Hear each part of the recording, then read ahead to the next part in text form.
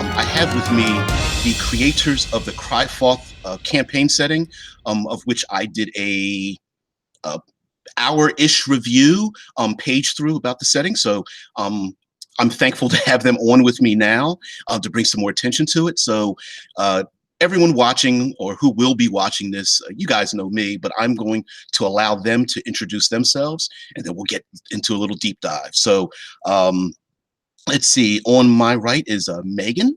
Please introduce yourself and what it is that you do.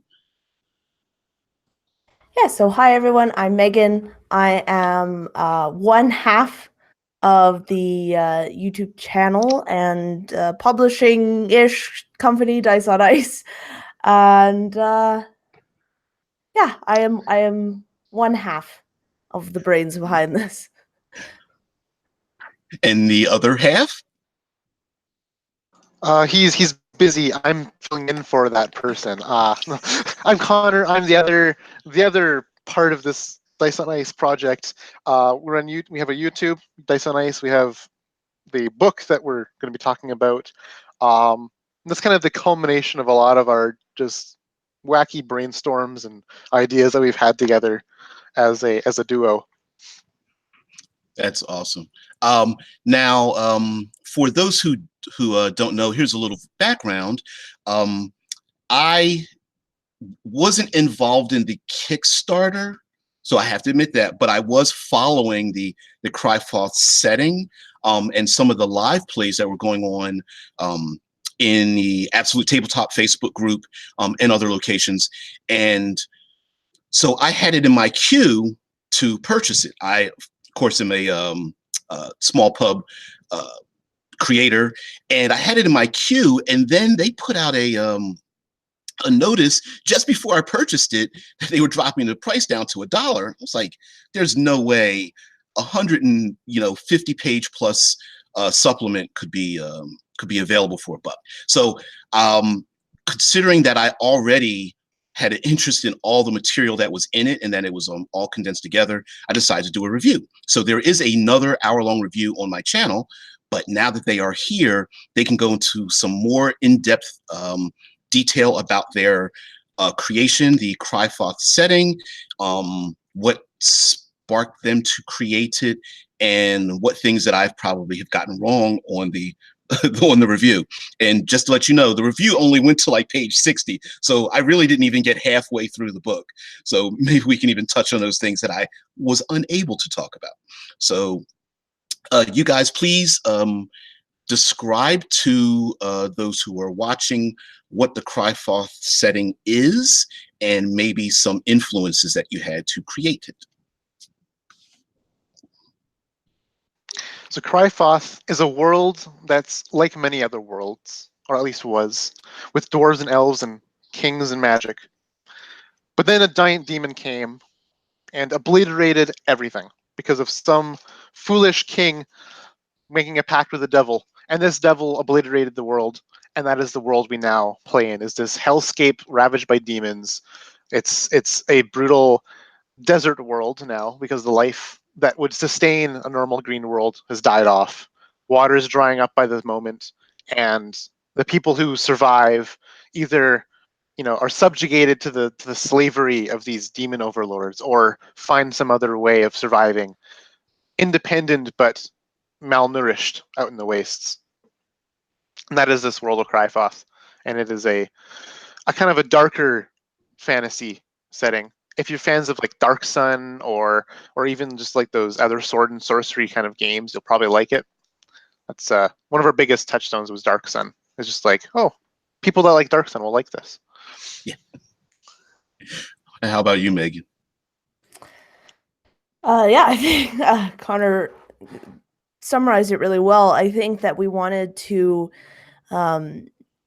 really get into the whole idea of traveling and survival, and we wanted a game where you weren't necessarily the heroes, you weren't necessarily the ones who were going to save the world.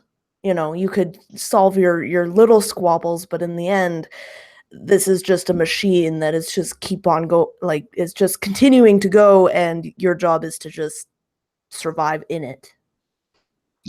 Now, I will say the one thing that I'm sure you guys cannot get away from, and a lot of people want to know, is that, like, is this Dark Sun-ish? And, you know, in many ways, I think that's probably for you guys a good and a bad thing. So, but with 5th edition Dungeons and Dragons, there's something that I refer to as easy buttons.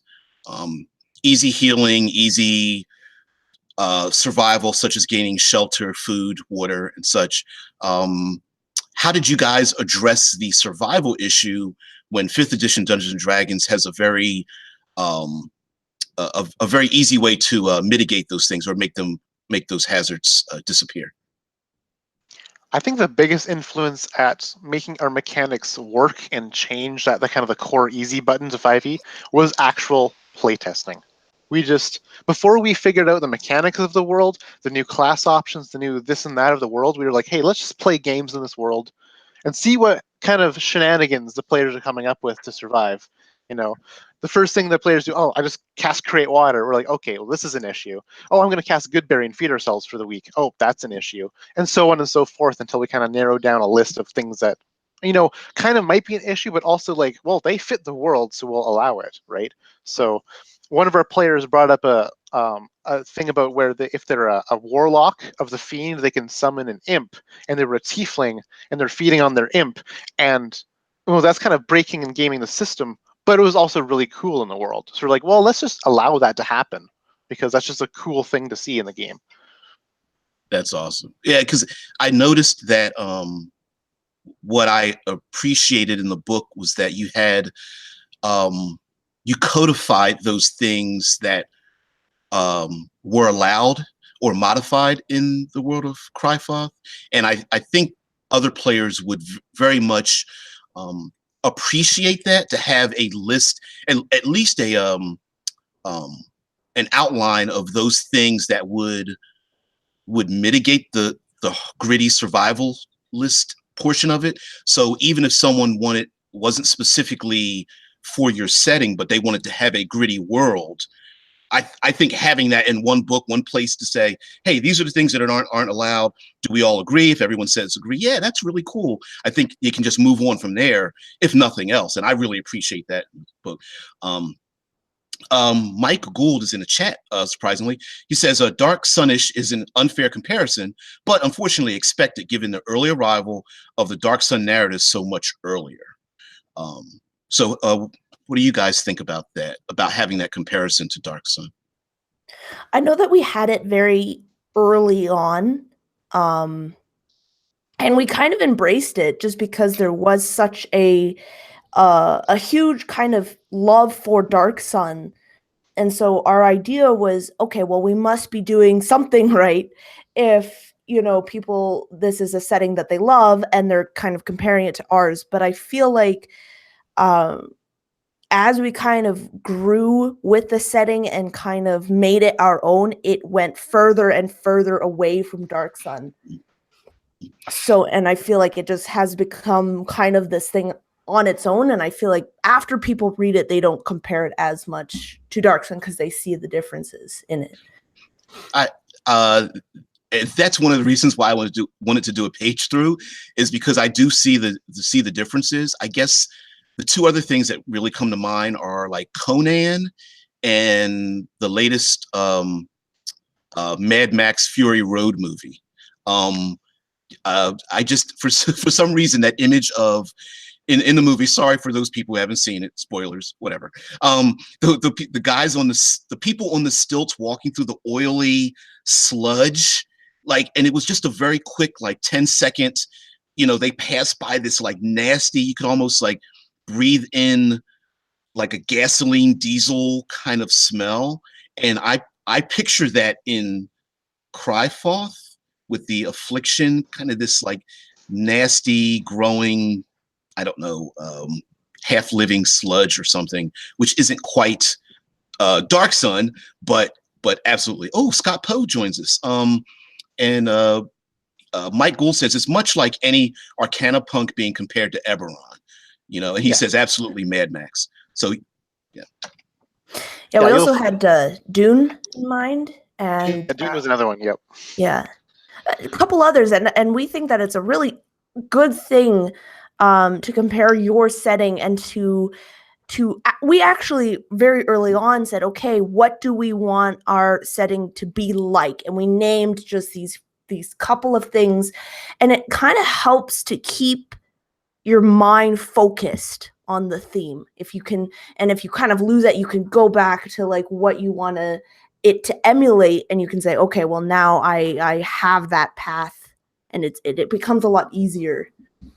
Yeah. Now, in defense of you guys in Dark Sun and any other post-apocalyptic setting, like deserts are real, so it's not like Dark Sun is the only setting that can have a desert in it. That's harsh. I mean, it's a real life thing. You can have any setting that has an expansive desert and have adventures in them. But I will say that the difference between Dark Sun and Crifoth is you can get Crifoth now as opposed to Dark Sun, which, you know, 5th edition hasn't been working on. And in many ways, it's good on them, on WotC, for not producing a lot of material, but it also means it leaves a lot of space open for the rest of us, you know, small pub creators to say, hey, here's my outlook on this, and you can get it right now. Which, of course, all those details will be listed in the comment section below. I mean, above the comment section below the video. But whatever. I wanted to bring up a line that you guys have in the foreword, where you guys talk about looking at tieflings. If you could put a little spotlight on your tieflings in your world, how they are and how they differ from air quotes traditional tieflings. Yeah, and that actually popped up in a game that we were playing that had anything to do with Crifoth. It was just we were playing some homebrew campaign, and kind of our idea sparked of how we wanted to fit tieflings in that random little homebrew world, and it involved them being humans that drank demon blood, and that idea kind of sat on the back of the shelf for a bit. And fast forward years later, and we're kind of talking about what kind of people, or how would these survivors, like what kind of routes would they take in the ruins of their world. And we're like, okay, well, so some of them become slaves, some of them become wastelanders, and like, what if some of them drink demon blood to become these badass demon fighting rebels that fight fire with fire? And we're like, that's a really cool way to fit in tieflings into the world. Instead of taking tieflings and dropping them in the world, we're like, okay, this is the world, and tieflings just grew organically out of the world. And it was a really fulfilling experience just to see that kind of little blossom happen, just organically. That's awesome. Now, did you get any pushback on that from your playtesting? Were there any game masters or players that were a little put off by that, or was it something that just seemed very, very natural? Well, there's a subset of people out there that refuse to play tieflings, or refuse to think that tieflings are cool. And those people, sure, they're like, oh, this looks cool, but tieflings aren't my cup of tea. And our line was, well, wait until you see our tieflings, just that was our little line. And we drew those people in. Just like, oh, they're like, okay, fine, you convinced me. And they gave it a look, and they were, for the most part, very impressed by this new spin on them that gave them a whole new identity in the world. And that's kind of something that, again, warms my heart. Yeah, I'm one of those people. I'm a neckbeard grognard that that's always like, Drow, you can't play Drow. And then all of a sudden, like, Dragonborn and Tiefling came in behind them, and I'm like, oh, you're taking away my toys. I joke, but I for a very long time was one of those people, like, you're playing a humanish person and nothing else, so I really like the idea that tieflings are not. It's not just that they're just spawned from demons, like purposefully born, but that they are human beings changed by the fiends that take over the world. And I'm a person that likes martyrdom series, where you're trying to do the right thing, but you're using all the wrong methods to get it done. And how long can you balance trying to do right with using evil power and intentions. So how about the idea that in your world you have primordials, and what do they represent in Crifoth? Because I didn't get very deep in the review that I did. So if you guys could, Megan, maybe give us a little insight into that. Yeah, so primordials represent every aspect of the world. They are the physical kind of embodiment of every aspect. The sun, hunger, all of that is, they are the physical manifestation. And so when this happened with Crifoth, everything was kind of in balance. But when the demons came and just kind of messed everything up, these primordials, they became very angry. And so they're kind of our big opposing force to the demons, of like these very powerful beings that are just very angry and very hostile and just and because of this, they also create a lot of bad things for the survivors because they're just trying to, get rid of these demons. But they also produce these beings called the Incarnum, which is just basically they are the embodiment of the anger of the hatred towards the demons. So. Yeah, Mike Gould says in the chat, the primordials seem to have more meaning and depth than the standard Genasi. They have more of an Earth Dawn feel. Yeah, the first time I read about them, the first image that came to mind was like imagining like this humanoid elemental, like in a cage held by fiends, and just being like paraded around town like, hey, if you want water, you've got to come to us, or here's our power. This is the last remaining living plant, or this is the last pure source of water, and it belongs to us. And if you want water, this being must, we'll force this being to dribble out just small bits of water for the populace or something. Or they're being like a famous person being pulled by their massive fans. On one hand, they want to help humanity, but everybody wants to almost literally like rip them apart, and then they want to fight the fiends, and the fiends want to take their power away from them. And that's the first thing that came to mind. So I was very impressed by that, because at first it's like, well, where are they going to fit in? Oh, 2 seconds later, I got it. I absolutely got it. So let's get a little bit into some mechanics. I wanted to talk about the blood and grit. I want to talk about the weapons and armor, fragility of them, I guess, or durability of them, and maybe some other things too. So let's talk about the mechanics of blood and grit, if you don't mind. You don't have to give away the whole book, right? But just tell us what made you think about it and how it operates in the game. So what spurred blood and grit was like some common narratives that happen in games where, all right, this arrow sinks into your shoulder, you take 6 points of damage.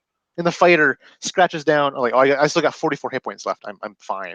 And just like the fighter just carries on with this giant skewer through their shoulder, not even giving a hoot, about what's going on. And we wanted those narratives of like, you get this arrow sunk into your shoulder to really like, that's the cool scene we want to have happen, but the mechanics don't reflect that. Right? People want to say that these nasty things are happening as you're trading axe blows, as you're trading sword blows, as the monster's gnashing and ripping you apart, and the mechanics don't represent that. And that was our solution, our idea, our proposition to fix that. It was like, hey, here's a tool you can use to better represent how you're narrating combat. You can have your stamina, which is basically what hit points kind of are, where you're dodging blows, you're absorbing blows. If at best you're taking scratches and bruises, but nothing major. And then you've got your blood, which is a separate hit point pool, which is your actual body. When you take blood damage, you're getting your arm ripped off. You're getting your gut disemboweled. You're getting your fingers lopped off. Like those kind of things are blood damage, and that's scary because you want your hands when you're fighting a monster. So when you get skewered through the shoulder with an arrow, that's real blood damage, and you're going to be heavily kind of disabled from that arrow wound, and that's what we're kind of emulate again with those mechanics. Right, make those stories that people already tell more fitting for the mechanics wise. Yeah, I really like that. I like the fact that you didn't really do an overhaul of like healing and hit points so much, as maybe just reframing how it's done.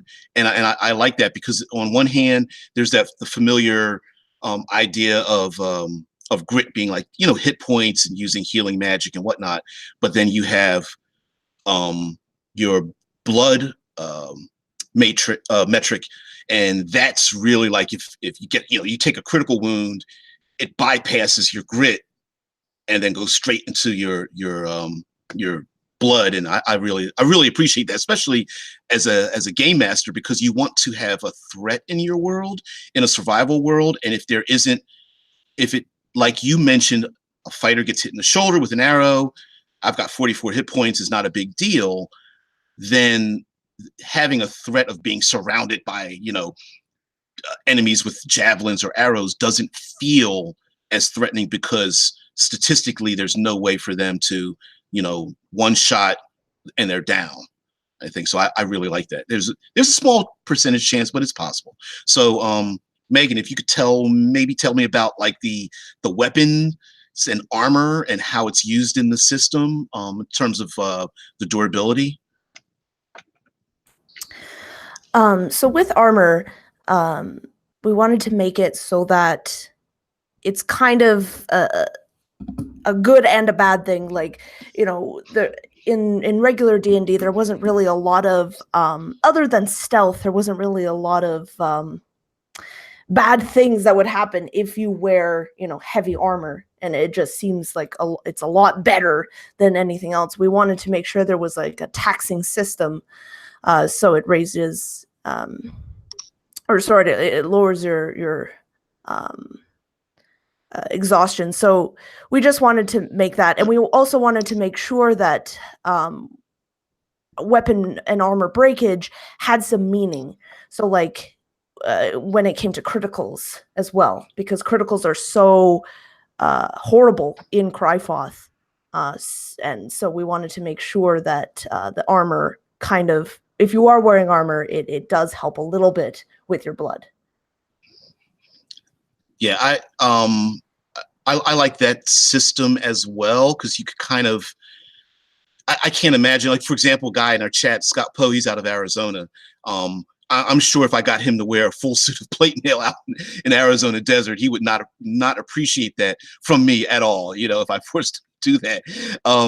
And so, you know, having that balance of like, hey, I want to wear the heaviest armor because it protects me from, you know, those massive critical hits to, you know, important parts of my body, but I'm also going to, you know, be completely exhausted and dehydrated if I wear it too long.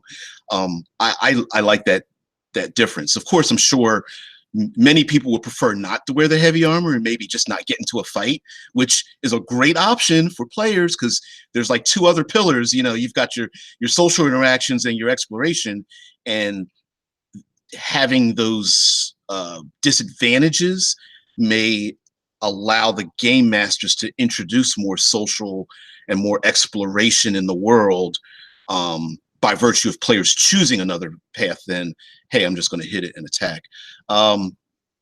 Prue says in the chat, sounds cool. I really like systems where getting a big hit results in fatigue and encumbrance, plus armor. I played a few in the late 90s and early 2000s, and it's something that I miss in regular D&D. Yeah, they've pretty much taken that away as far as like encumbrance and exhaustion, armor, like that mix. There might be something in the Dungeon Master's Guide, but I've looked through that and I don't think I've seen that in there. So that's awesome.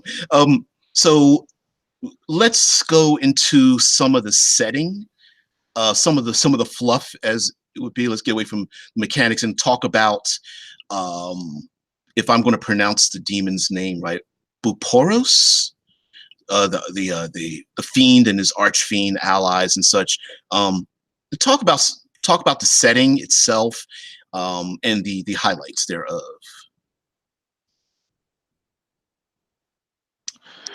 So Burporos is the arch big bad. Like if there's any bigger cheese than Burporos, he's not a part of this world. Like he's just the biggest big cheese.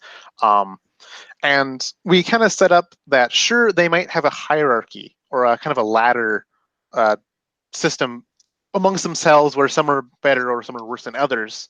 But it's all very fluid, dynamic, a bunch of civil wars going on between them because they're squabbling, because they're these narcissistic, evil beings. So you can have stories where the other Archfiends are kind of conspiring against the big Burporos cheese to kind of knock him down and, you know, claim this world as their own. And so, yeah, there's a total of, we've put in 6 Archfiend into the book. There can be plenty more than this in your Crifoth world. We have 6 of them that we kind of detailed out for you guys. The big cheese, Burporos himself, and then 5 other ones that are, you know, a varying power level lower than him.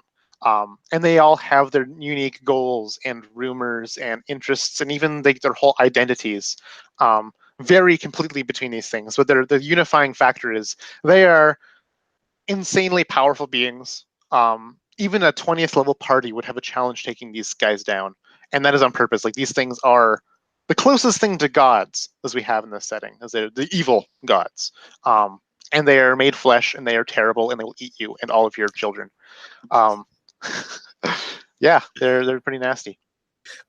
Just a side note for those. I noticed in the book that you have random charts for their goals and their purposes, some of their like motivations and weaknesses and such. Could you expand on that just a little bit? So with the charts and with the Archfiends, we wanted a sense of like, this is, you know, your Crifoth. These are your villains. And so we wanted to make their goals, their rumors kind of variable and kind of customizable for the world, because we feel that you can run Crifoth in a bunch of different ways. And so with that, you know, your big bad is going to want to have different goals, different ideas. So these are more just inspiration nuggets. We didn't want to make anything too concrete because, you know, well, what if that doesn't fit? What if you don't want that? You know, so we wanted to make sure that it fit what people wanted to run. Yeah, and these tables are geared towards like dungeon masters. And so not many people like to read a textbook, especially one that has full of bland, like it's a history textbook. No one likes that. I mean, some people do, not gonna bash them. But a lot of people like doing something and physically like making something of their own. And so these are, not only are these like story nuggets, lore tidbits, they're also tools that you can use when you're actually making your games. Like you can just like, oh, I need to figure out what the villain is doing today. Oh, look at that. He's, you know, gonna massacre every person of this particular race, you know, for some weird blood ritual, or so on and so forth. And then you'll find similar tables like these fiend ones throughout the book. Just these tools that players and dungeon masters alike can use to make their games cool. That's awesome. Yeah. Sorry, Vincent Shine in the chat's being sarcastic. He's like, I like history, but I will say for those who've spent any time in the gaming communities, if you're brand new, if you haven't heard this term yet, you're going to hear it now, and that is, if you stat it, they will kill it. I know some people want, you know, if you've got this force of nature, this godlike being in the world, that there's going to be some slight pushback, like, what are his abilities? How many hit points does he have? And it's like defeating a mountain. It's like taking out the sun. It's like punching gravity in the face. You can't do it. Don't try. I'm sure Crifoth is built around the idea that, you know, by the time the player characters could even fight an evil like that, they've probably explored the world 50 times over, and the players are ready to move on. I wouldn't stat out a creature like that. Maybe some of the lieutenants, because, you know, they'd like to have a good old fight. But that's not a limitation to me as far as I'm concerned. yeah, deities and demigods. AD&D was kind of the worst thing. I love that book. It was the worst thing. All right, so how about the Affliction? Kind of mentioned that early on. What is the Affliction, and how does that impact the world? The Affliction is a weird byproduct of how the world and demons interact with each other. And the net result is basically a curse that's on the world that turns water into oil. That is the input, and then the net effect is like everything is dying and decaying in a really visceral, like visual way. Like that river that once flowed there, that once was bountiful, is now this greasy slick of like glistening oil that just trickles and spreads like a plague. And it's kind of a working agent that's just more and more desertifying the world by just corrupting the water that everywhere that used to be everywhere. And it's not just this like process that's just turning water to oil. It's also this weird semi-sentient sludge, as you had said earlier. It's kind of alive, and it wants to take hosts, and so you'll have these strange monsters that are like these corpses that are imbued with this affliction that's animating them, or you'll have people that can actually harness this sludge, the sentient sludge, as a warlock. That's a new warlock option, is the world plague that we have in our book, where you actually harness this power as kind of a weird symbiont, almost like Venom or something from Marvel, but like less physical, more sludgy and weird. Yeah, it's a very cool kind of just aspect we threw into the world as well, to really give players a lot of things to worry about when they're going about day-to-day business. Like, you got to worry about raiders, you got to worry about your water supply, you got to worry about like that tidal wave of sludge heading your way, you got to worry about the demons, and you got to worry about the two suns that are going to roast you alive. And just all these threats is available for dungeon masters to be able to just throw into their games when they want to, right? Just to kind of spur the action, or kill their players, because that's what DMs love to do. All right, let's get into cosmology, and then probably we'll then get into maybe character, like classes and feats and things like that. But let's talk about the cosmology, because you just mentioned the two suns. So we have two suns. We have the red and we have the gray, and they kind of cross each other. They rise and set on opposite ends of the horizon, and they're both very, very hot. And when they meet, something called the kilning takes into effect, where it's called the kilning because it actually turns clay into, like, it just hardens it, basically. And if you're out there for too long, then there is a very high likelihood that you will not make it.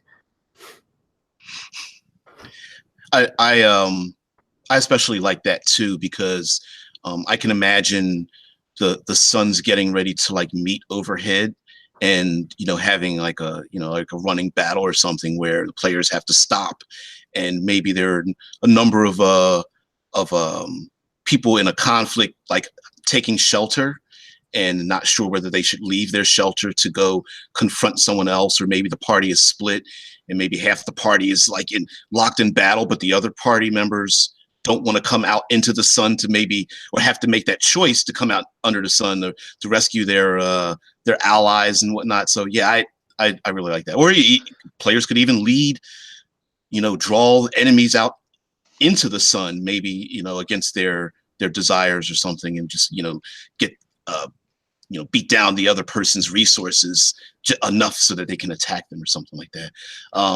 Yeah, another thing you can do is, okay, sure, the killing is what happened. You find shelter, and then, oh, what shares this shelter with you? What great beast lurks in this cave that you found yourself in? You can also do those kind of, oops, this cave is not as friendly as you thought it was. Right. I remember a question from last review where, what kind of, like, how does this like look from an orbital perspective? How do the sun's orbit work? How are there other planets that fit into all this? I say, eschew all knowledge of science you have. Just throw it out the window. The sons of Crifoth are not like these celestial bodies like we know of them as. They are actual physical beings. You can call them gods, you can call them primordials. They have their own whims and wills, and they just do their thing in the sky. We're taking a much more fantasy approach to science than any science could. So, yeah. Yeah, that was Vince from before, and Vince he asked that in the chat. Yeah, oh yeah, he's great for asking those questions because I'm kind of nerdy like that. I like to know, well, if this is a real round planet physically, how does the gravity work? I mean, but that's the geeky side where I absolutely agree. Like if Apollo's riding his chariot through the sky, I'm cool with that too. Kind of idea. So I like fantasy created or things put in motion by the gods, for their own rhyme or reason. Yeah. Wow, he asked if there are moons and are they sentient too? Didn't ask about the stars or moons. I mean, there is a moon. And whether that moon is sentient or not, that's up to you to figure out. It's like, yes, it's totally plausible the moon is sentient. It's probably dead, honestly. That's why it doesn't shine like a sun would. The moon is a dead sun or something. You can come up with 1,000 different reasons why this moon is a moon instead of a sun. But yeah, that's totally on the table. Like make that moon something creepy and spooky. Maybe it's another archfiend laying dormant to kind of watch from above. Maybe it's what remains of the gods looking at their creation being annihilated and destroyed. So many things could fit, and we want you to be able to make those, kind of director's calls in your own games. Hear that, game masters? It might be the last bastion of the gods, and the players have to figure out how to get there and bring them back into the world or something. It doesn't matter. So okay, character, classes, backgrounds, and races. That's a huge question there. But let's give a couple of your favorites and some things that you found through play testing that you liked or you didn't like and you got rid of, any modifications. So races, classes, backgrounds. So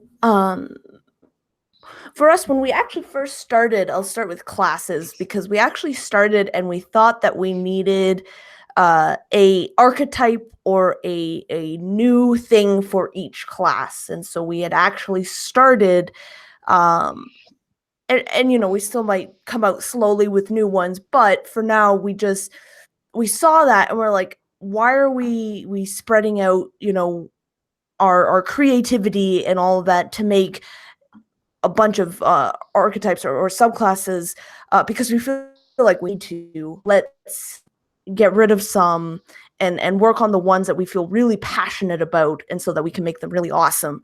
But we did explain, how each class kind of fits into the world, kind of alluding to the different subclasses that are already out there and kind of how they would fit. Yeah, in terms of races, I always love the tiefling. I mean, that's what we started with. So, yeah, I love all of them. I think that they fit the world really well. And I also love the orcs as well, just being very, very loud and thunderous and all that. So yeah, our races they're standalone. You don't need to look at other books for our races. But unfortunately we did not have we can't do that with the classes. The classes are the same 12 classes you're used to. Some of them get the new subclasses, as Megan said, some of them don't. But all of them have the tools you need to make them work in the setting. The races, they're standalone. There's 6 of them. We have 6 races from what remains of the elves. They have their own twisted forms. What remains of humans and their tieflings. We have original humans as well in there. They kind of branched off. We have lizard folk, these weird invasive species from the Underdark, you could call it, that kind of see a world that's like, oh, this is perfect for us, and they thrive.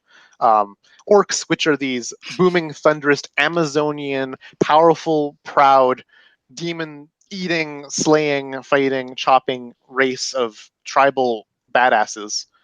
Then we have the Incarnum, which are like the blood shed from primordials and their tears and their frothy mouth spittle gets birthed as these weird incarnate elemental people, which live in get born into a world. They have no idea what's going on, but they have these vast cool powers where, like, oh, you can be a fire person, you can be a thunder person, right? And then that has a lot of appeal to it.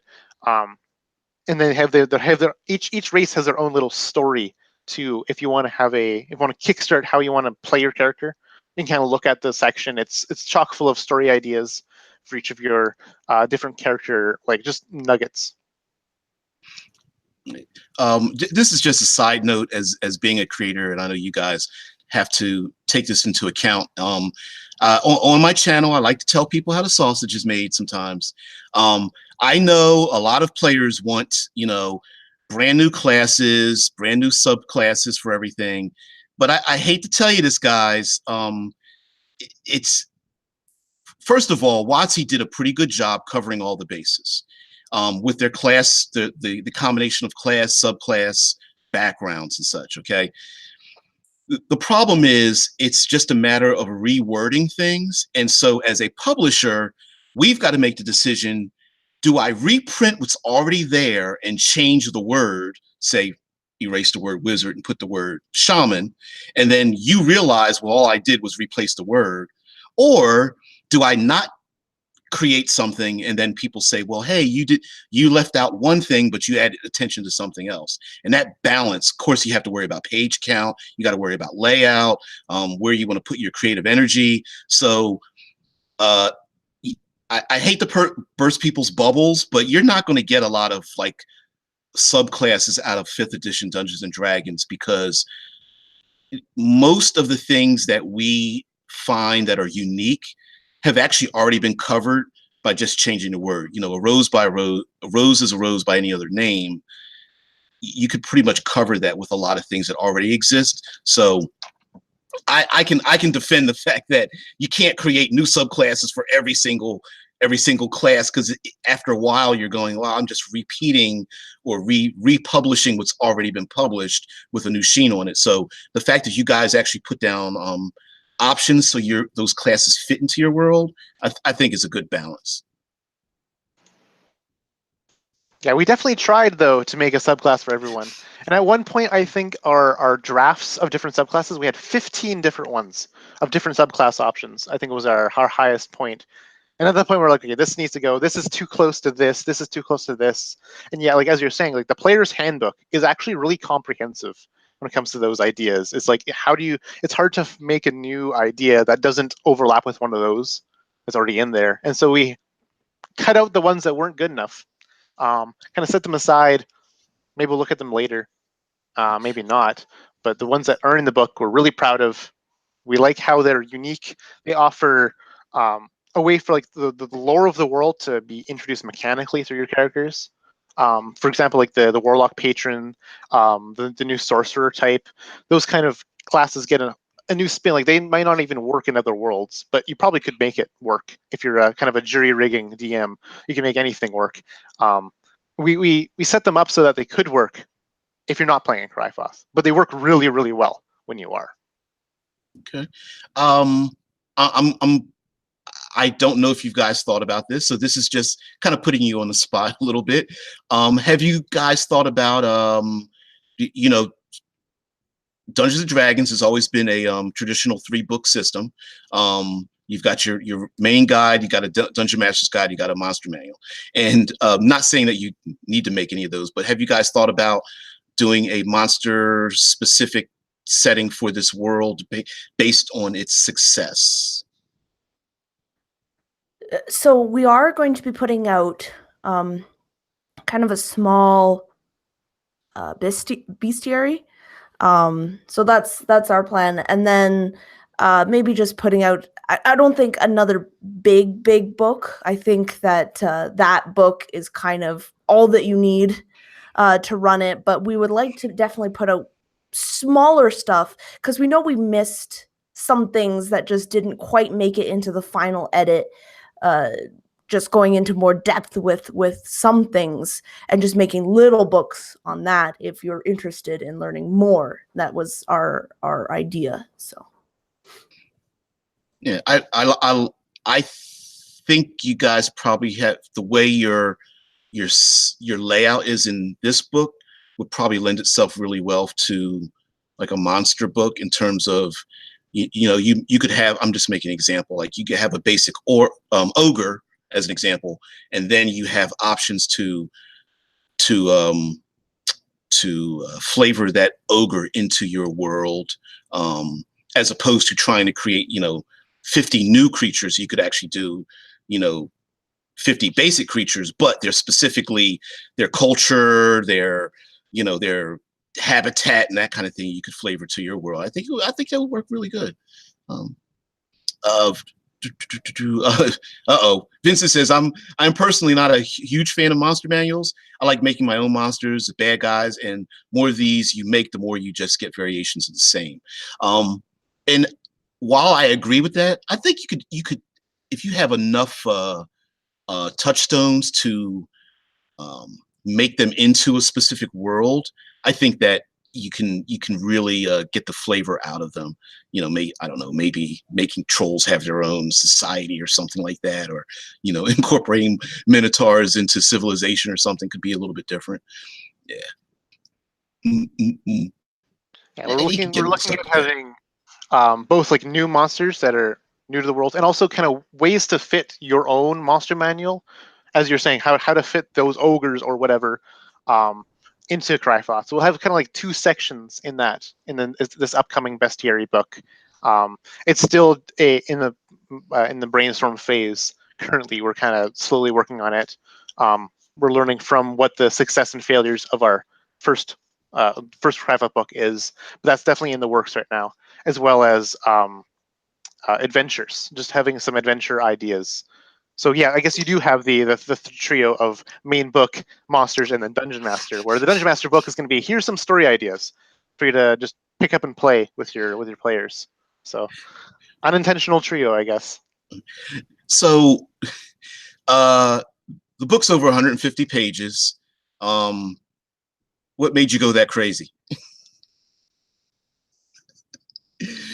Yeah, I mean, you could have stopped at 20 or 50, or I mean, did you guys ever think like, okay, if we split this in half, I mean, was that ever an option, or was it just, wow, we just keep coming up with new ideas and it's better to release them than to hold on to them?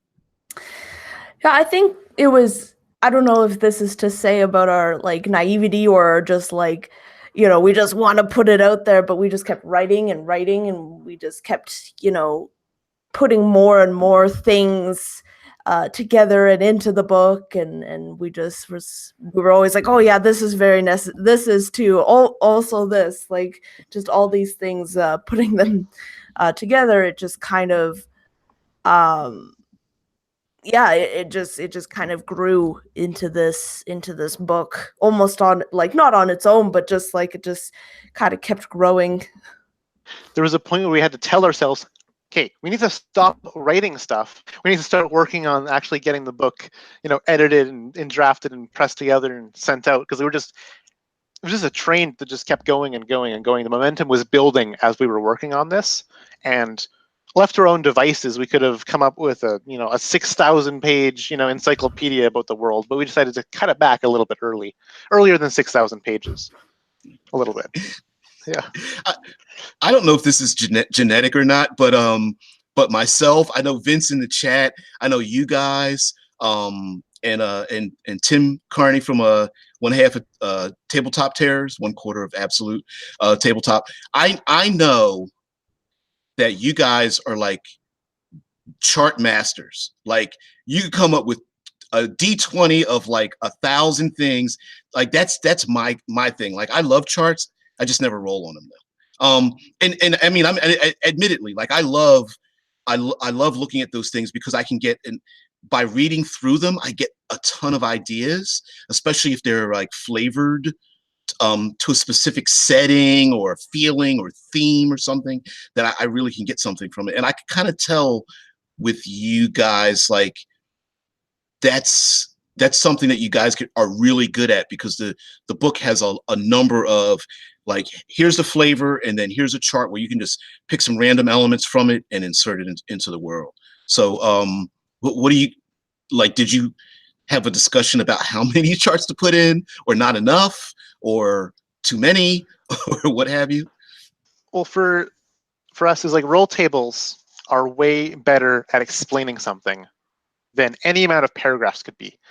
If we wanted to capture the same content we put into, let's say, our tribe generator, which is in this book, we'd have to have many more pages of just like, they often act like this, and these are the things that they might do, and it'd be way less definitive, way more wishy-washy, and a lot longer.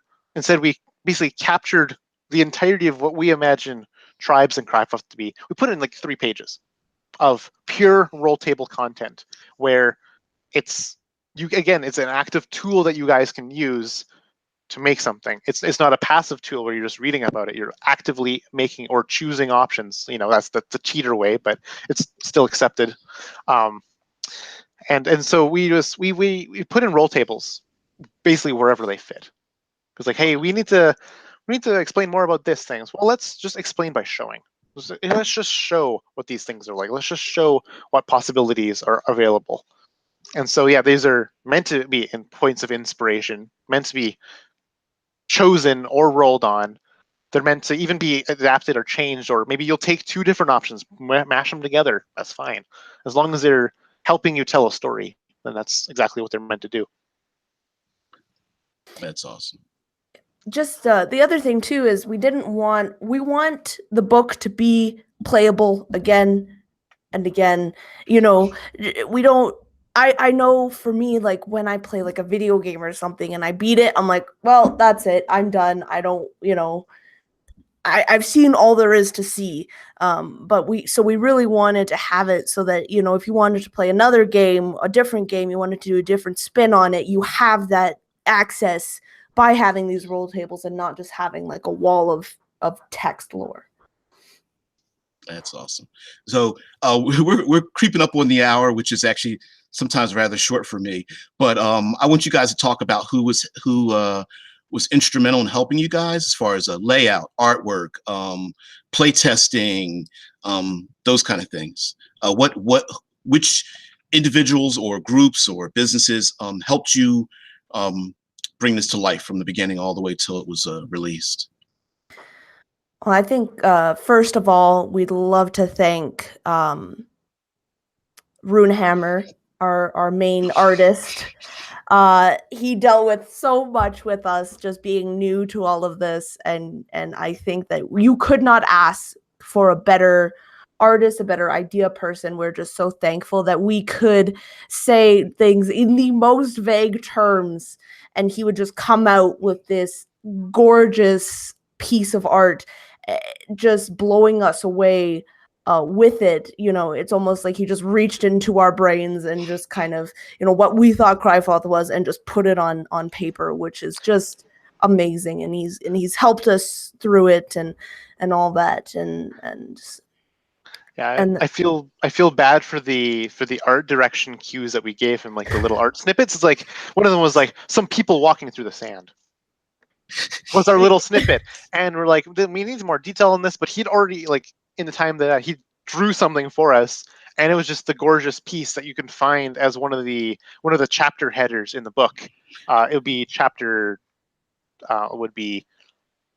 chapter 10, I think it is. And it turned out beautifully off of no direction. Just like we're being super vague. We're like, oh, for this, I don't know. How about you come up with something, Rune? What do you think this would look like? And it was amazing to work with him as a sounding board too for the visual direction of the book. And he had many different like takes on things. He tried different color palettes, and eventually, after all this experimenting, we settled on the aesthetic that we have now in the book. And it's so cohesive and it's so beautiful, and we could not have done it without his help. Mm-hmm. Another person is kind of who did a lot of the editing was Marquis Hard. it was great because he was the kind of person who's not afraid to tell us like this is garbage, like just change it, you know, make this better. And he was a great editor in that he really cared about the book and about the quality of it and about it coming out with the best ideas and like pushing us, you know, to be more creative. And so that's just amazing. Also just the whole absolute tabletop Facebook group, we would post so many questions and so many, you know, oh, what do you think about this? And what do you guys think about, you know, this vague thing? And so the response we got helped us a lot. And some close people in the group definitely helped us so much with their ideas and stuff like that. Yeah, we even turned to the AbTab 4, James Carney, Tim Carney, Matt Click, and Michael Barker, just for like actual questions from the behind the scenes side of things, like, hey, should we do this? Should we do this about our publishing, or like how should we set up, you know, this thing, and or even like, should we lay out, or should we even have this in a supplement book at all? Because they had already written supplements and they knew how to dance around the legalese of things. We wanted to make sure that we are putting out something that we will not get sued for, because the open game license is a cryptic thing. It is a monster to read. It is a monster to even fit on a page. We worked very hard on getting the open game license on the back of a page. We squeezed it into one page. I was very impressed. It is a monster. I'm not a lawyer, and I'm not anywhere close to a lawyer, and it still makes no sense to me.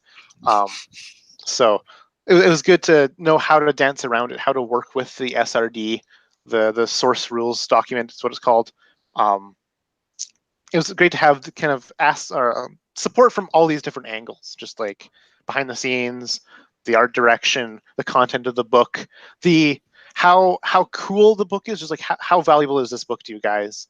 Because we sent out, you know, we were playing with this game. Is like, does this game or this setting feel unique enough? Is it good enough? Does it spur your creativities? And all the people giving their feedback and support, and just like they had so many questions too of things that we'd never haven't even thought of. It's like, oh, how are wizards in your world? We're like, shit, they're wizards, you know. We got to figure out how wizards work. And just without those people that are asking these silly questions, we wouldn't have had nearly as in-depth of an idea of our world. Yeah. Two things you guys brought up. Big note: if you're a small press publisher, get an editor who's not afraid to tell you something sucks, and then never ever take it personally. You need someone, maybe an outsider or somebody, to take a look at whatever you're creating and just tell you the honest truth, and then take that honest truth and just work with it, grow with it. There's nothing worse than having someone pat you on the back and tell you everything's perfect when it's not. That and reaching out to people who have done it before you, who have experience doing it. Reach out. The worst they can tell you is no. And there might be 1 in 1,000 somebody tells you hell no, but for the most part,